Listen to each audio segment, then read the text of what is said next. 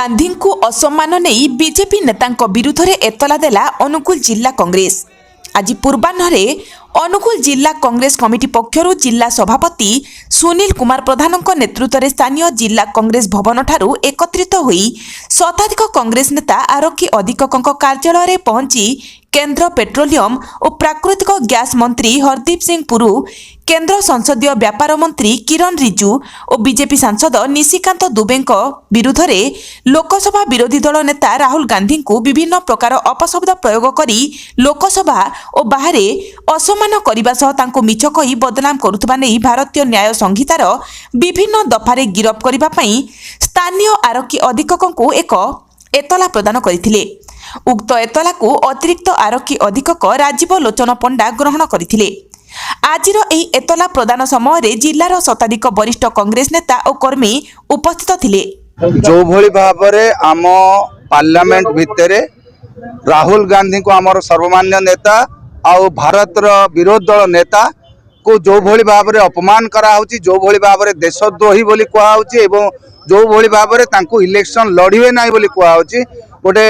से वातावरण एभलिया सृष्टि करूचंती सते जेमिति रायबरेली आउ वायनाड रो लोक पागल थिले जे तांको बारंबार जितौचंती। तेणु दुई दुई जागारू से जितिबा परे मध्य बीजेपी जो भली भाबरे लोकमानकर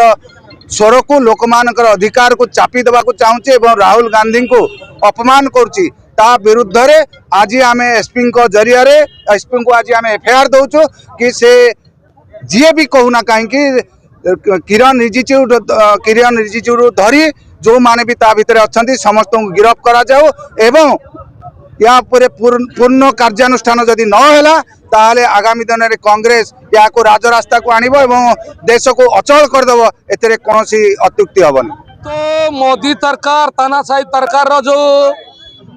दुष्कर्म राजनीति राहुल गांधी को एक तरफा से अटैक करवा